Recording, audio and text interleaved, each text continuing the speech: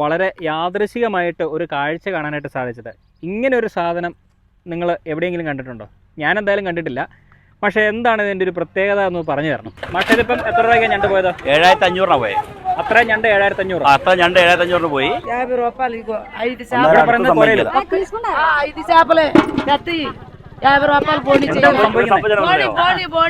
ബോളി വേണമെന്നോ?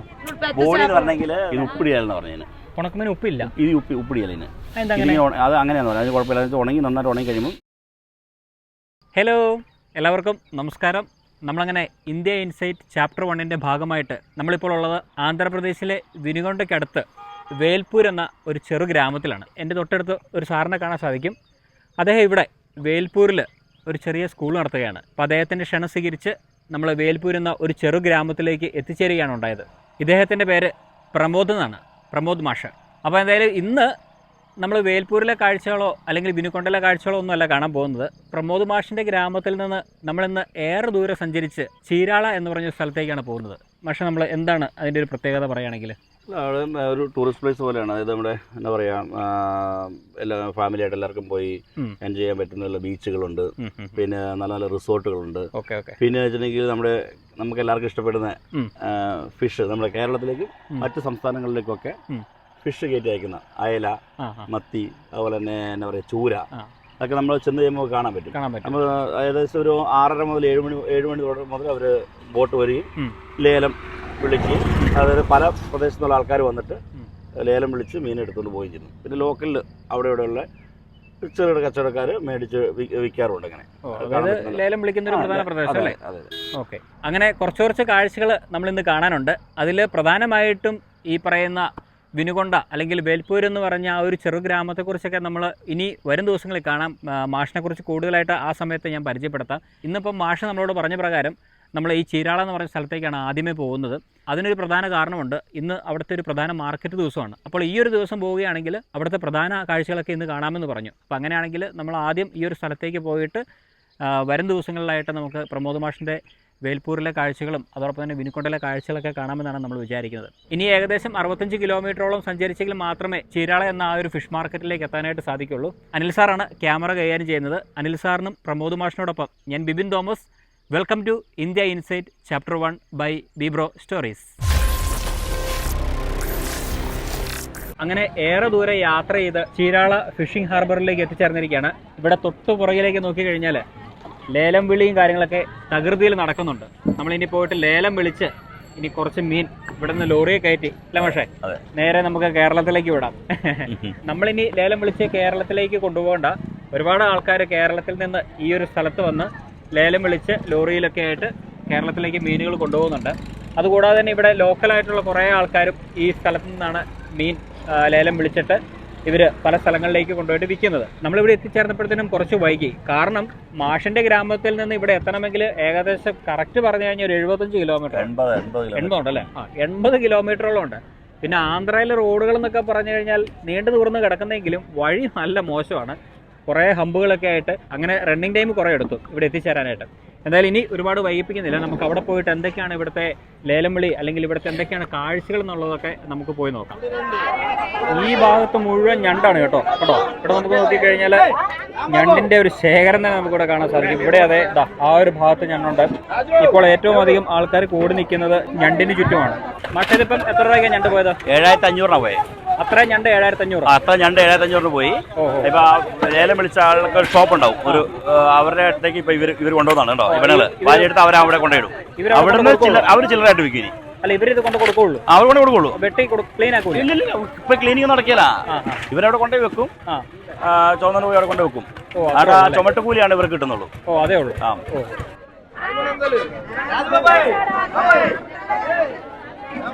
ഇത് മുഴുവൻ എന്താ വില? 700 തരാൻ പറയുന്നു. ഇത്ര ഉണ്ടെന്നാ? 4, 6, 8, 10, 12 പീസ് ഉണ്ട്. 12 പീസിന് 700 രൂപ പറഞ്ഞു. 12-ന് 700. 12 പീസ് അല്ലേ? എന്താ കളർ ഉണ്ടാ? സെറ്റാണ്. അടിപൊളി സാധനം. കിടക്കുന്നായിരുന്നു കടലിനെ പിടിച്ചപ്പോ. 1700 രൂപയ്ക്കാ പോയി കേട്ടോ. 3 എണ്ണം 1700 രൂപയ്ക്ക് പോയി. ഒരു എത്ര കിലോ കാണും? അതാ അമ്മച്ചി വിളിച്ച ആളുടെ ഷെഡിലേക്ക് കൊണ്ടുപോകുന്നത്.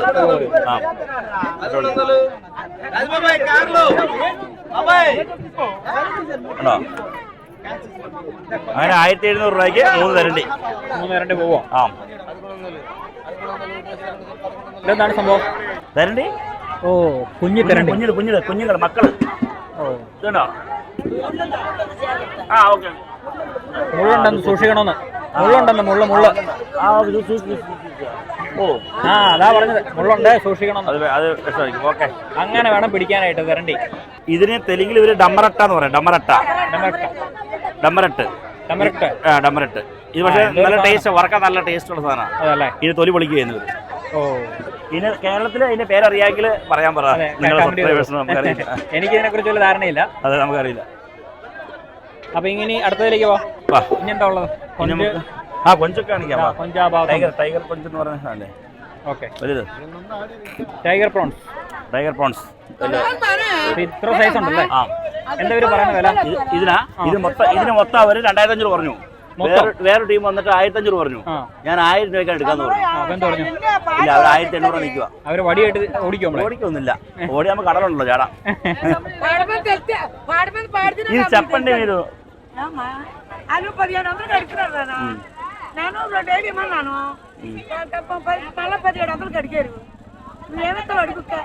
എന്നെ വിടുന്ന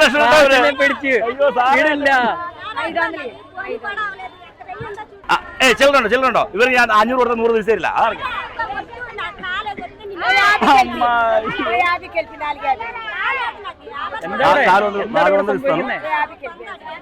ఏందమ్మా మరి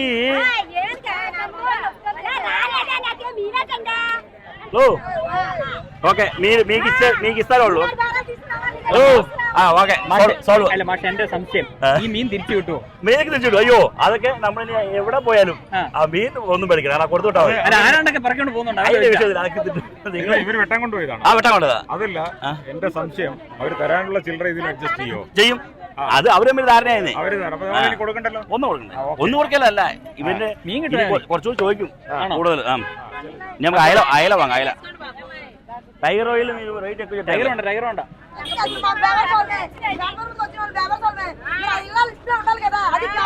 ഒന്ന് പൊടിക്ക് അടങ്ങാൻ പറ അമ്മച്ചോട്. അതെ,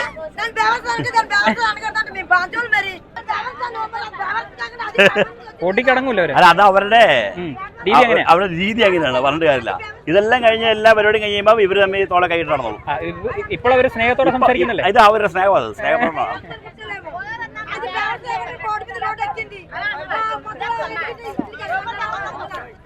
എന്തോ അവിടുന്ന് ആരെങ്കിലും ഒരു കസ്റ്റമർ വന്നിട്ടുണ്ടാവും. അപ്പൊ അവരെ അടിച്ചു മാറ്റിട്ട് പോയി. നമ്മളെ കൊണ്ടുപോയില്ലേ എന്ന് പറഞ്ഞ പോലെ അടിച്ചു മാറ്റിട്ട് പോയിട്ടുണ്ടാവും.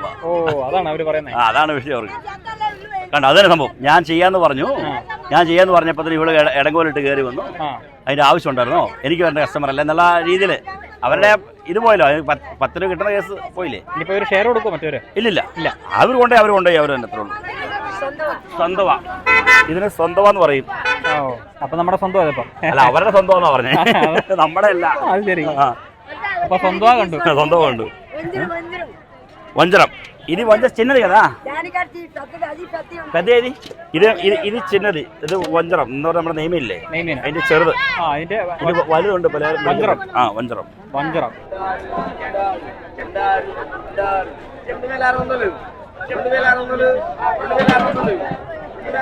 അങ്ങനെ നമുക്കുള്ള മീൻ ഇതാ വെട്ടിക്കൊണ്ടിരിക്കുകയാണ്. മീനും അതോടൊപ്പം തന്നെ നമ്മൾ കുറച്ച് കൊഞ്ചും വാങ്ങിച്ചിരുന്നു പ്രമോദ് മാഷ്. അപ്പോൾ എന്തായാലും ഇനിയിപ്പോൾ ഇത് ക്ലീൻ ചെയ്തിട്ട് വേണം നമുക്ക് വാങ്ങിച്ച് തിരിച്ചു കൊണ്ടുപോകാനായിട്ട്.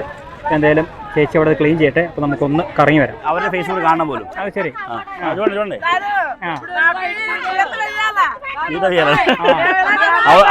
അവർക്ക് സാലറി കൊടുക്കണം വീഡിയോ എടുക്കുന്നതിന്, നിന്നതിന്, സിനിമ അഭിനയിച്ചതിന്. ഓക്കെ, അവർ ഭയങ്കര സന്തോഷമായി. അവര് സിനിമ അഭിനയിച്ചേട്ടാ. പക്ഷെ അവരുടെ പൈസ കൊടുത്തു. അല്ല, അവര് പൈസ ചോദിച്ചില്ലേ? കൊടുത്തു. സന്തോഷമായല്ലോ. തന്നത് തൃപ്തിയായി. എന്താ ശരിയല്ലേ. അവര് 700 രൂപ പറഞ്ഞു അത്ര സാധനത്തിന്. ഈ മീൻ നമ്മുടെ ചൂര ഇവിടെ కోనేలు പറയും. కోనేలు 50 రూపాయలు. ఇగో 5 చేపలు. 5 చేపలే. ₹50 ബോണി എന്താ സംഭവിക്കുന്നത്? ബോളി വേണമെന്നോ? ബോണി എന്ന് പറഞ്ഞെങ്കിൽ നമ്മള് കൈനീര് കുടിക്കല്ലേ, ആ ബോണി നല്ലതാ പോലും. എനിക്കറിയില്ല, എന്തായാലും പൈസ പോയെന്ന് മനസ്സിലായി. പൈസ നമ്മുടെ പോയി കിട്ടി. കാര്യമില്ല. ഇപ്പൊ നമ്മൾ മേടിച്ച കൂട്ടത്തില് അഞ്ചെണ്ണം ഉള്ളൂ. അവിടെ അഞ്ചെണ്ണം ഉള്ളൂ. അപ്പൊ അത് നമുക്ക് 50 രൂപ തന്നു കൊണ്ടുപോകാൻ പറഞ്ഞു. ശരി, അതാണ് സംഭവിച്ചത്രേ ഉള്ളൂ. ഇനിയിപ്പോ ഇവിടുത്തെ കഥ പറ. ഇവിടുത്തെ കഥ പറഞ്ഞെങ്കിൽ ഇപ്പൊ നമ്മളിതിന് 700 പറഞ്ഞു. അവര് പറഞ്ഞു 5 ചൂരയുണ്ട്. അത്യാവശ്യം കുഴപ്പമില്ല, ഒരു 650 ഗ്രാം 700 ഗ്രാം മേലുണ്ട്. അപ്പൊ അവര് പറഞ്ഞു വെച്ചിട്ടുണ്ടെങ്കിൽ 700 പറഞ്ഞു. ഞാനതിന് 250 തുടങ്ങി. 300 രൂപ നിൽക്കുവാണ്. ഇവര് പറഞ്ഞൊരു 350 കൊടുക്കാൻ പറഞ്ഞു. 350 ഞാൻ റെഡി ആക്കിയപ്പോ അവര് പറഞ്ഞു 400 കുറച്ച് കൊടുക്കില്ല, 50 നിൽക്കുക, 50 രൂപയുടെ ഇതിൽ നിൽക്കുകയാണ്. കമ്മീഷൻ നിൽക്കണം. ഒരു കുട എന്താ അറിയോ, നമ്മളെ ഈ വേർക്കണ കണ്ടിട്ട് സഹിക്കാൻ പറ്റാഞ്ഞിട്ട് അമ്മച്ചി സ്നേഹത്തോടെ തന്നതാ കുട. എങ്ങനെയുണ്ട്? అయిపోయింది తీసుకున్నాం కదా, ఇంకా వద్దులే చాలు. నువ్వు రేట్ ఎక్కువ చెప్పావు కదా. ഇപ്പൊ നമ്മൾ 6 വാങ്ങിയില്ലേ, ഇനിയും വേണോന്ന്. അത് ശരി, ഇനിയുണ്ട് അവരുടെ കയ്യിലുണ്ട്, അവരിങ്ങനെ സ്റ്റോർ ചെയ്ത് വെച്ചിട്ടുണ്ട്. ശരി ചാലമ്മ, അമ്മ ജോലിക്കോ, വെയില് വരും. ഇനി പൈസ കൊടുക്കാണ്ട് പോകാൻ ഓർത്താ നടക്കൂല. ഇനി കുട കൂടി 50 രൂപ ചോദിക്കോ? ഇല്ല, അത് ബാലൻസ് 150. കണ്ട, ഞാൻ പറഞ്ഞില്ലേ 50 രൂപ കുടയ്ക്ക്.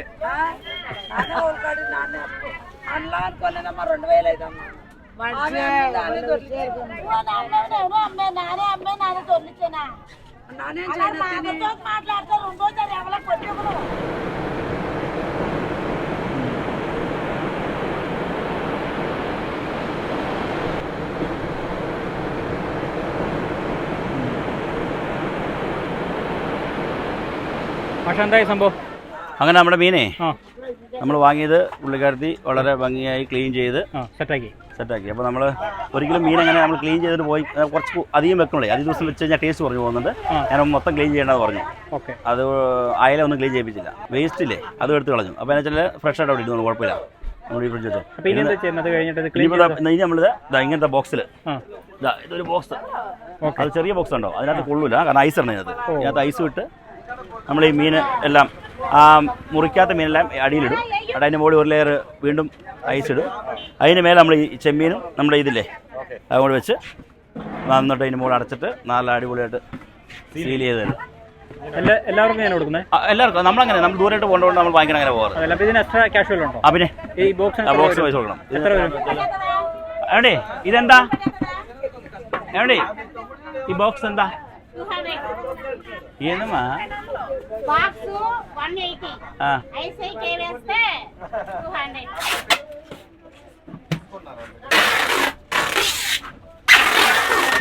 അന്നക്ക് ബാക്സിക്ക് 200 ചേച്ചാ.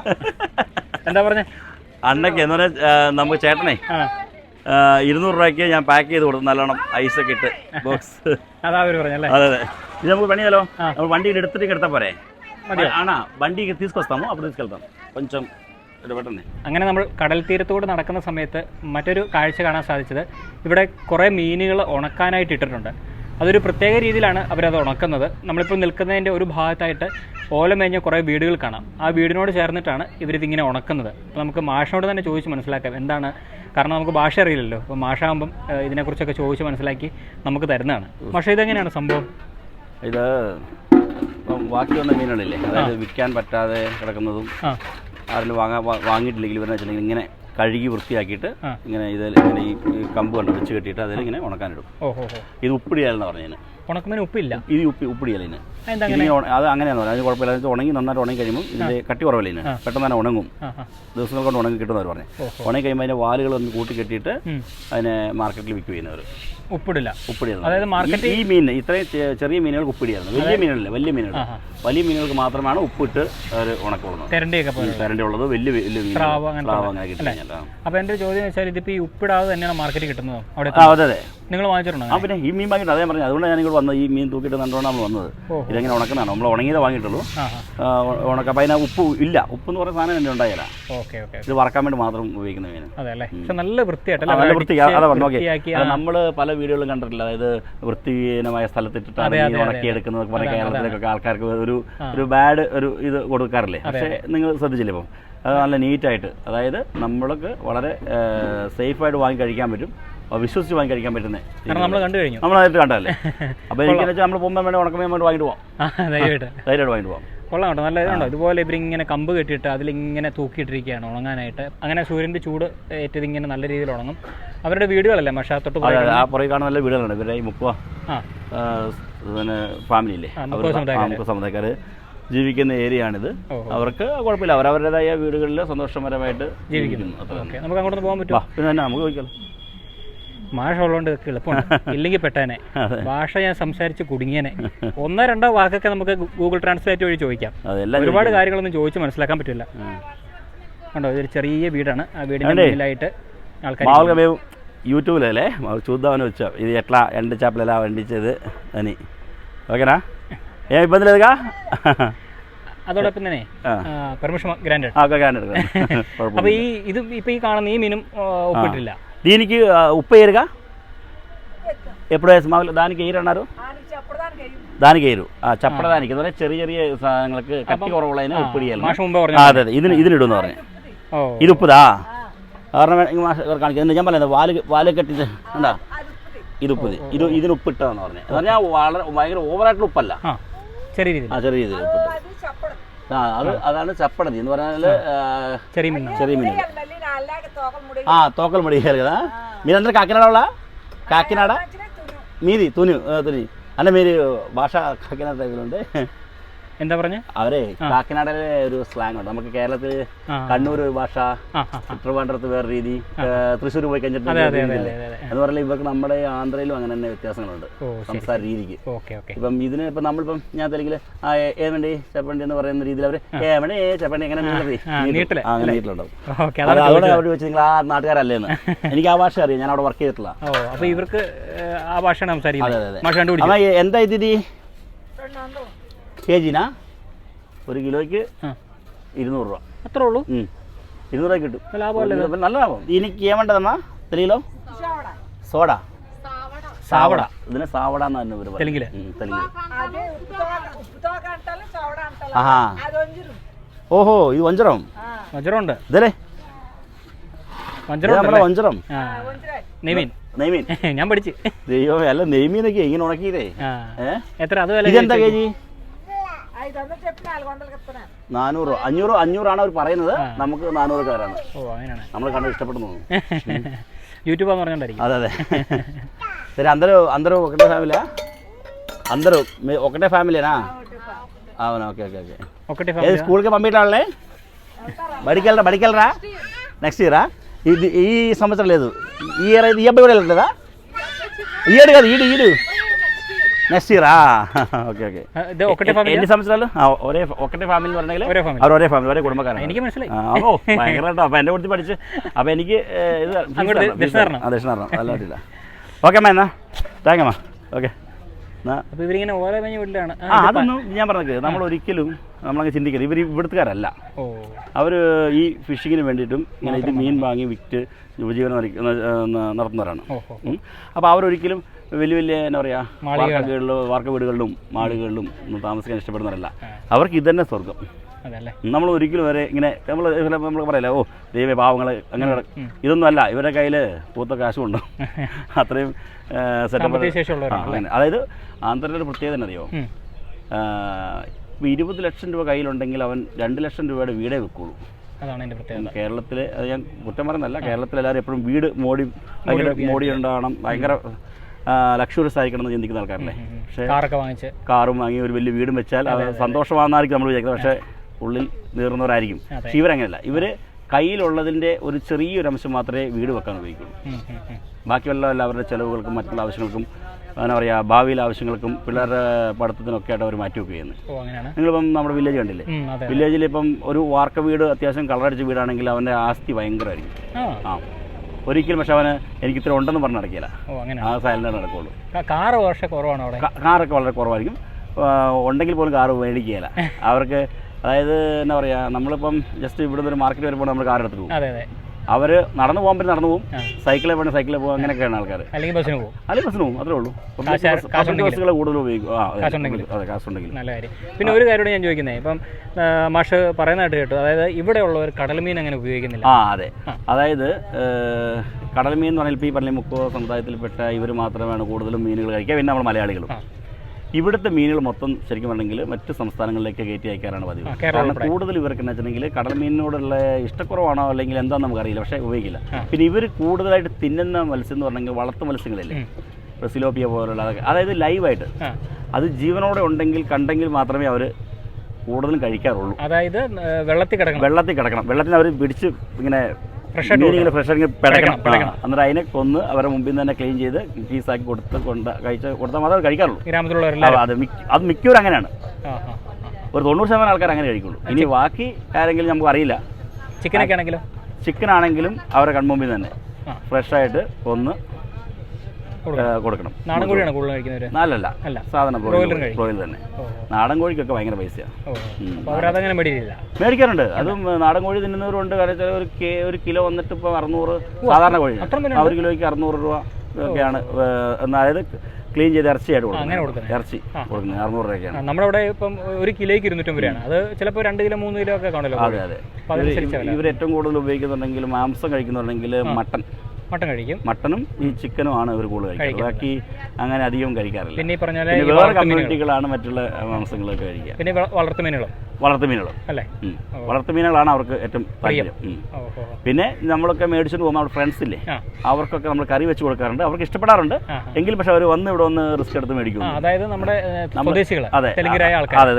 നമ്മുടെ ഫ്രണ്ട്സ് എന്ന് പറഞ്ഞാൽ നമ്മൾ വർക്ക് ചെയ്യുന്ന അല്ലെങ്കിൽ നമ്മുടെ സ്കൂളിൽ വയ്ക്കുന്ന ആ വില്ലേജിലെ ആൾക്കാർ, നമ്മുടെ ഫ്രണ്ട്സ് ഉണ്ടാവുമല്ലോ, അവർക്ക് നമ്മൾ കറി വെച്ച് കൊടുക്കും. അവർ നല്ല രുചിയാന്ന് പറഞ്ഞ് കഴിക്കാറുണ്ട്. പക്ഷെ മേടിക്കാറുമില്ല, നമ്മളോട് മേടിച്ചിട്ട് വരാൻ പറയാറുമില്ല.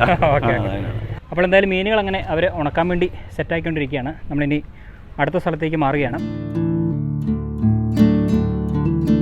നമ്മൾ രാവിലെ ചീരാള മത്സ്യബന്ധന ഹാർബറൊക്കെ സന്ദർശിച്ചതിന് ശേഷം മടങ്ങുന്ന വഴി ഒരു കൗതുകകരമായ കാഴ്ച കണ്ടിട്ട് വണ്ടി ഒരു സൈഡിലേക്ക് ഒതുക്കി നിർത്തി.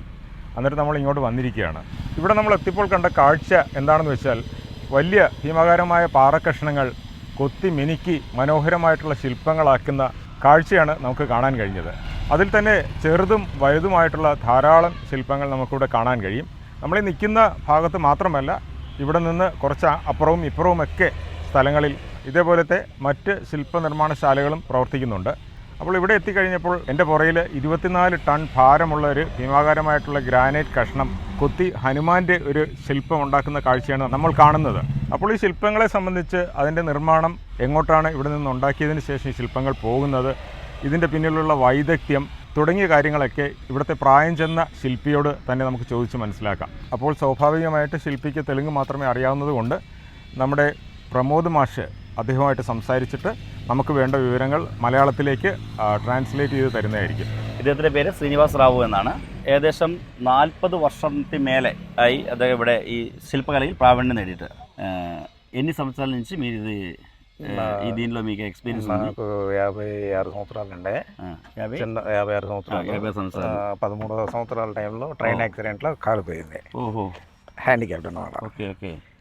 అది యాక్సిడెంట్ అయిన తర్వాత 2 సంవత్సరాలు ఖాళీగా ఉన్నాను. 13 సంవత్సరాలు ఉన్నప్పుడు 13 సంవత్సరాలు ఉన్నప్పుడు 2 సంవత్సరాలు వేస్ట్ అయిపోయింది. ఓహో.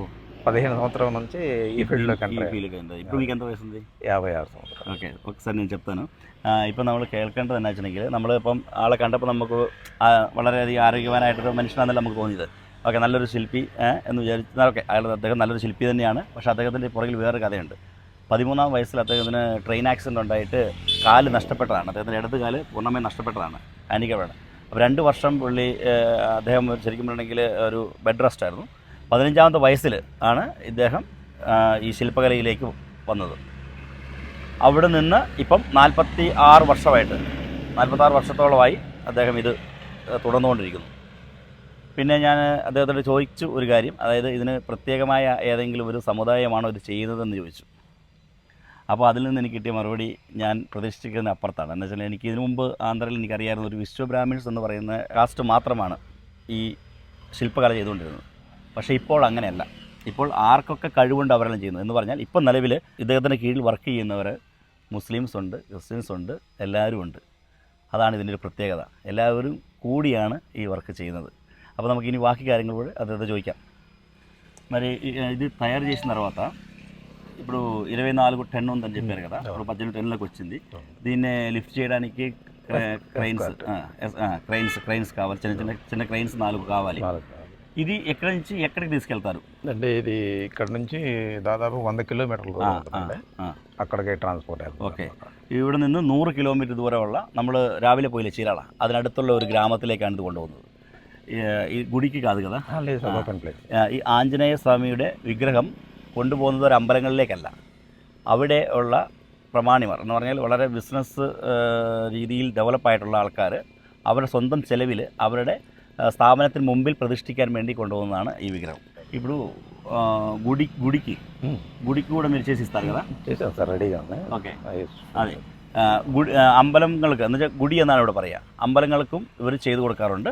ആ വിഗ്രഹങ്ങൾ ഇതിൻ്റെ തൊട്ടപ്പുറത്ത് ചെയ്തു വെച്ചിട്ടുണ്ട്, അത് നമുക്ക് കാണാം. ഇതിൻ്റെ ടോട്ടൽ കോസ്റ്റ് എന്ന് പറയുന്നത് 2.5 ലക്ഷം രൂപയാണ് ഇതിൻ്റെ ട്രാൻസ്പോർട്ടേഷനും ഈ റോക്കിൻ്റെ ഇവിടെ എത്തുന്ന റേറ്റ്. അതിനുശേഷം പണി പൂർത്തിയായി കഴിയുമ്പം മൊത്തത്തിൽ 7 ലക്ഷം രൂപ അവർ ഓർഡർ കൊടുത്തവർ ഇവർക്ക് കൊടുക്കണം. അതിൽ 5 ലക്ഷം രൂപ ഇവരുടെ കൂലി. അത് 10 മാസം കൊണ്ട് ചെയ്തോ, 6 മാസം കൊണ്ട് കംപ്ലീറ്റ് ചെയ്തോ, 1 വർഷം എടുത്ത് കംപ്ലീറ്റ് ചെയ്തോ, 2 വർഷം കൊണ്ട് കംപ്ലീറ്റ് ചെയ്തോ, ഇവർക്ക് കൊടുക്കുന്നത് 5 ലക്ഷം രൂപയാണ്. ഇവരുടെ അടുത്ത് വർക്ക് ചെയ്യുന്നവർ പുറത്തുനിന്ന് തന്നെ പ്രാക്ടീസ് നേടിയിട്ട് വരുന്ന ആൾക്കാരാണ്. കുറച്ച് പേര് മാത്രം ഇവിടെ വന്ന് ഇദ്ദേഹത്തിൻ്റെ കീഴിൽ പഠിക്കുന്നവരാണ്. പിന്നെ ഇദ്ദേഹം എന്താ ചെയ്യുന്നത് വെച്ചിട്ടുണ്ടെങ്കിൽ ഇതിനെല്ലാം ഒരു ലൈൻ ഇട്ട് കൊടുക്കും. എങ്ങനെയാണിത്, എവിടെയൊക്കെയാണ് ഇതിനെ കട്ട് ചെയ്യേണ്ടതെന്നുള്ള ലൈൻ ഇട്ട് കൊടുക്കും. ലൈൻ ഇട്ട് കൊടുത്തു കഴിയുമ്പം അവർ അതിനെ കൃത്യമായി ആ ലൈനിൽ തന്നെ കട്ട് ചെയ്ത് ഒരു റഫായിട്ട് కట్ ചെയ്ത് അങ്ങോട്ട് ఒడివాకి విడం. പിന്നെ അതിൻ്റെ ఫినిషింగ్ వాటి కార్యങ്ങളെല്ലാം ఇద్దరు ചെയ്യുന്നത്. అలాగే ఇప్పుడు ఫినిష్ అయిపోయిన తర్వాత దీనికి కలర్ వేస్తారా ఏమైనా? అంటే ఇది బ్లాక్ కలర్ కానీ గ్రాండెడ్ పాలిష్ సార్, ఇది దీనికి కలర్ వేసే పని లేదు, డైరెక్ట్గా స్టోనే బ్లాక్ వచ్చేస్తుంది. ఫినిష్ అయిన తర్వాత మంచి కలర్ బ్లాక్ కలర్ వస్తుంది, బ్లాక్ వచ్చేస్తుంది. వాటికి మాత్రం పెయింట్ చేసింది అనమాట. అక్కడ ఉన్న విగ్రహానికి అదే కొద్దిగా కాస్ట్ తక్కువ, ఓకే, వాటికేమో పెయింట్ వేస్తాం. కొద్దిగా హెవీ కాస్ట్ పెద్ద విగ్రహాలు అనేటిసరికి ఈ రాయే బ్లాక్ వచ్చేస్తుంది. ఓకే ఓకే, పాలిష్ గ్రానైట్ కాబట్టి వాటర్ పాలిష్. അതെ അതെ, ഓക്കെ. ഇപ്പം ഇതെന്താണെന്ന് വെച്ചിട്ടുണ്ടെങ്കിൽ ഇതിന് പ്രത്യേകിച്ച് പെയിൻ്റ് അടിക്കേണ്ട ആവശ്യമില്ല. അതായത് വലിയ വിഗ്രഹങ്ങൾക്ക് പ്രത്യേകിച്ച് പെയിൻ്റ് അടിക്കേണ്ട യാതൊരു ആവശ്യമില്ല. കാരണം നാച്ചുറൽ കളർ, ഗ്രാനൈറ്റിൻ്റെ കളർ അത് ബ്ലാക്ക് ആയതുകൊണ്ട് നാച്ചുറലി ഇത് ഫിനിഷ് ചെയ്ത് കഴിയുമ്പോൾ വാട്ടർ കൊണ്ട് കഴുകി കഴിയുമ്പോൾ, വെള്ളം വെച്ച് കഴുകി കഴിയുമ്പോൾ ആ കളർ നാച്ചുറലായിട്ട് കിട്ടുന്നതാണ്. പിന്നെ ചെറിയ വിഗ്രഹങ്ങൾ പുറകിൽ കാണുന്നത് കണ്ടോ, അതിന് పెయింట్ అడిക്കുന്നതാണ്. അതിന് ఇచ్చిన కోస్ట్ കുറവാണെന്ന് പറഞ്ഞു. అది న్యాచురల్ కలర్ అല്ല, అది పెయింట్ అడిക്കുന്നതാണ്. సంవత్సరం మొత్తం మీద వర్క్ చేస్తూనే ఉంటారా? మొత్తం ఆదివారం ఒక రోజు తప్పితే ఆదివారం తప్ప మీద రోజు అంటే 6 రోజులు వర్క్ చేస్తూనే ఉంటారు. ఓకే, ഇവരെങ്ങനെയാ വെച്ചിട്ടുണ്ടെങ്കിൽ ഇവർക്ക് സൺഡേ ഞായറാഴ്ച മാത്രമാണ് ഇവർ ഒരു അവധി എടുക്കാറുള്ളൂ. ബാക്കി എല്ലാ ദിവസവും വർക്ക് ചെയ്തുകൊണ്ട് തന്നെ ഇരിക്കാറുള്ളൂ. അപ്പോൾ അതുപോലെ ഹാർഡ് വർക്കേഴ്സാണ് ഇവർ. ഇവർക്ക് കണ്ടിന്യൂസ് ആയിട്ട് ഈ വർക്ക് നടന്നുകൊണ്ടിരിക്കുമ്പോൾ തന്നെ പല വർക്കുകൾ വന്നുകൊണ്ടിരിക്കും. ഏതോ ഒരു വർക്ക് വന്നുകൊണ്ടിരിക്കും, ഏതെങ്കിലും ഒരു വർക്ക്, എന്ന് പറഞ്ഞാൽ ചെറിയ വിഗ്രഹമാകാം വലിയ വിഗ്രഹമാകാം, അത് വർക്ക് ഇങ്ങനെ വന്നുകൊണ്ടേയിരിക്കും. അതുകൊണ്ട് അവർക്ക് വർക്ക് കിട്ടാതെ നിർത്തേണ്ട യാതൊരു ആവശ്യം ഇതുവരെ ഉണ്ടായിട്ടില്ലെന്നാണ് പറയുന്നത്. ഈ കഴിഞ്ഞ 46 വർഷമായിട്ട് ఇదువరే അവർക്ക് അങ്ങനെ స్టాప్ చేయండి వన్నట్ల. അപ്പോൾ చాలా థ్యాంక్స్ అండి మాతో సహకరించినందుకు.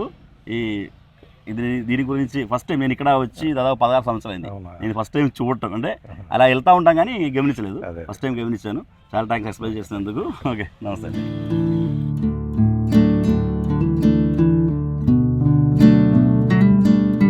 അങ്ങനെ യാത്ര ചെയ്ത് മുന്നോട്ട് പോകുന്ന വഴിയിലാണ് വളരെ യാദൃശികമായിട്ട് ഒരു കാഴ്ച കാണാനായിട്ട് സാധിച്ചത്.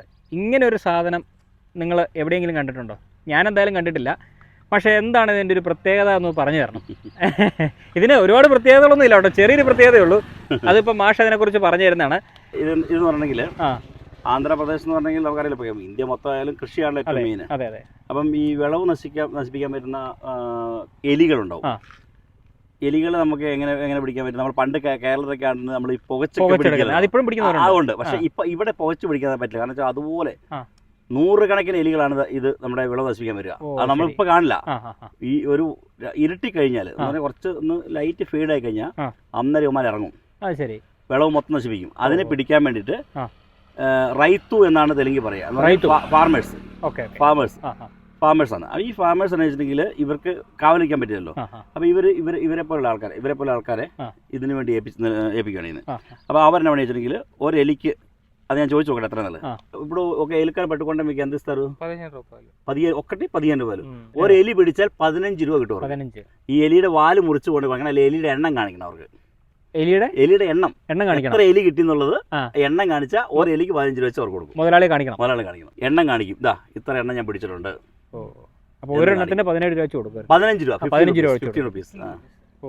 15 രൂപയിൽ എന്ന് പറയും അവര്.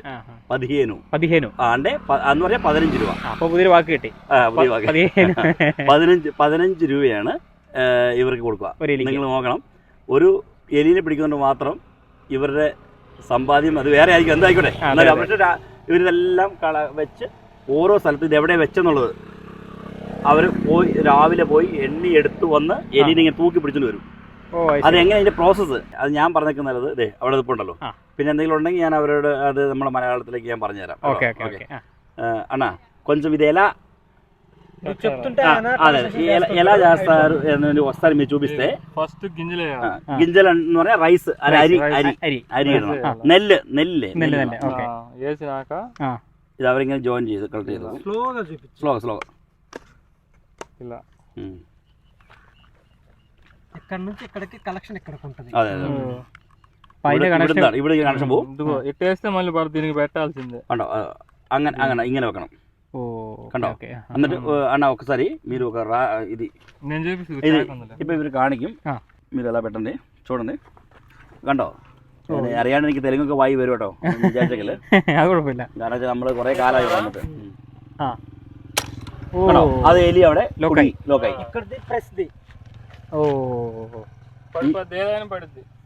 അതങ്ങ് ലോക്കായി. അതിന്റെ തല അകത്തായി. തലയുടെ അതായത് തല മുതലുള്ള ബാക്കി ഭാഗങ്ങളെല്ലാം വെളി കിടക്കും. ഇത് ഓപ്പൺ ചെയ്യാതെ ഇതേ സാധനം ഇതുപോലെ പൊക്കിക്കൊണ്ട് അവരുകൊണ്ട് അവരുടെ മുറ്റത്ത് കൊണ്ടിടും, അല്ലെങ്കിൽ അവരെവിടെയുള്ള അവരെ കൊണ്ടുകൊണ്ട് എണ്ണിക്കോളം പറയും. അല്ലെങ്കിൽ അവരല്ലെങ്കിൽ ആ ഫാമേഴ്സിനെ വിളിക്കും, കാണിച്ചു കൊടുക്കും, എണ്ണി കാണിക്കും. എന്റെ ഒരു ചോദ്യം, ഇതിപ്പോ തല അകത്ത് പോകുമല്ലോ, ഇതിപ്പോ വീടിന് അടിക്ക് തന്നെ ചാവുമോ? അന്നേരം സ്പോട്ടാ ചാവല്ലേ? സ്പോട്ട് അത്ര പവറാണ്. ഓ അത് ശരി, അത്ര പവറാണ്. സാറിന് വേണമെങ്കിലേ കൈവരലെന്ന് വെച്ചോ പരീക്ഷിക്കാം. ఇవరికి ഒരു ദിവസം എത്ര രൂപ കിട്ടും అన్న? ఇప్పుడు మీరు మామూలుగా ఇది పెట్టి ఎంత సంపాదిస్తారు? అంటే మన రైతులకే చెప్పట్లేదులే, మీరు ఎంత సంపాదిస్తారు? జస్ట్ అంటే ఎవరికి పడే కొంచెం పడతాయి. సరే ఎన్ని పెడతారు రోజుకి?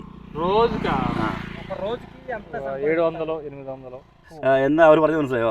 അതായത് ചില ഏരിയകളിൽ എലികൾ കൂടുതലുള്ള സ്ഥലമുണ്ട്. കൂടുതൽ കിട്ടുന്ന സ്ഥലത്ത് ഇവർക്ക് നല്ല ലാഭം ഉണ്ടാവും. അല്ലെങ്കിൽ ഒരു 700 രൂപ എന്ന് വെച്ചാൽ ഒരു രാത്രി കൊണ്ട് 600-700 വീട്ടിൽ ഇരുന്നാൽ മതി. ഇത് കണക്ട് ചെയ്ത് വെച്ചിട്ട് അവരവരെ ഉറങ്ങാൻ പോകും. അതാണ് സംഭവം. 700 രൂപ വരെ പറയുന്നു. പക്ഷെ അതിപ്പോ നല്ല 1000-1500 രൂപ ഉണ്ടാവും എന്നുള്ളത് നമുക്കറിയാം, കാരണം ഞാൻ കൊടുത്തിട്ടുണ്ട്. ഓക്കെ, ഇന്നിപ്പോ ഇവർ കൊണ്ടേ കണക്ട് ചെയ്തു എല്ലായിടത്തും കണി വെക്കും. കണി വെച്ച ശേഷം രാവിലെ വരും, പ്രാർത്ഥിച്ചുകൊണ്ടായിരിക്കും വരുന്നത്. ദൈവമേ ഇനി എല്ലാം ഒന്ന് കണക്ട് ആയിരിക്കണം. ഇപ്പം എത്ര ഉണ്ട് നോക്കി, എത്ര എന്നുണ്ട് ഇനി മൊത്തം 180 എണ്ണം ഉണ്ട്. ഇത് എല്ലാം സെറ്റ് ചെയ്യും അവർ. അതായത് ഒരു ഫാമർ പറയണം എൻ്റെ സ്ഥലം ഇതാണ്, എൻ്റെ ബൗണ്ടറി ഇതാണ്, ഇവിടെ വെക്കണം എന്ന്. അല്ലാതെ എല്ലായിടത്തും കൊണ്ട് വെച്ചിട്ട് കാര്യമൊന്നും.